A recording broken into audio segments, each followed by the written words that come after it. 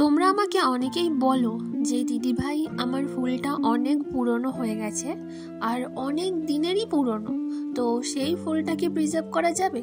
তো আজকের আমি সেই রকমই একটা ফুল তোমাদের দেখিয়ে দিচ্ছি, যেটা তোমরা দেখতেই পেলে। এই ফুলটা কিন্তু প্রায় অনেক বছরেরই পুরনো, যেটা তোমরা দেখে বুঝতে পারবে। আর এটা কিন্তু অর্ডার করেছিল এক দিদিভাই বলেছিল কিন্তু এটা সে সারা জীবনের মতন প্রিজার্ভ করে রাখতে চায়, আর এটা দিয়ে অবশ্যই একটা পেন্ডেন্ট বানিয়ে দিতে, যেটা সে সবসময়ের জন্য ইউজ করতে পারে, দেখতেও যেন অনেকটা সুন্দর হয়। তাই আমি এখানে তার দেওয়া গোলাপের সাথে কিছুটা গোল্ড ফ্লেক্স অ্যাড করে দিয়েছি। এবার তোমরাই দেখে জানাও তো তোমাদের কেমন লাগলো। আর তোমরা যারা বলো যে অনেক দিনের পুরনো ফুল হলে সেটা দিয়ে কিছু বানালে ভালো লাগবে না, তো আজকের জিনিসটা দেখে তোমরা অবশ্যই বলেছো তোমাদের কেমন লাগলো।